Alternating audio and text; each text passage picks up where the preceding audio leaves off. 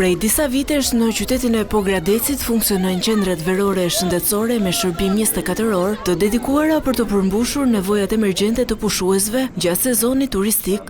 Drejtoresha e Njësisë Vendore të Shëndetit në Pogradec, Elona Katiraj, thekson se shifrat e vitit të kaluar dëshmojnë qartë për rëndësinë e këtyre qendrave. Zakonisht në këtë qendër vinë shumë turistë, tash po ashtu edhe pogradecarë të cilët kryen matjen e tensionit arterial, matjen e glicemisë, ata me sëmundje kardiovaskulare, pickime e të tjerë, alergji të stinës. Shërbimi ofrohet për gjatë gjithë vijës liqenore, nga lini deri në Tushemisht, me ekipe mjekësh dhe infermierësh të gatshëm për të ardhur në ndihmë pushuesve vendas dhe të huaj. Këto qendra ofrojnë shërbimin jo 24 orë, por me 2 turne.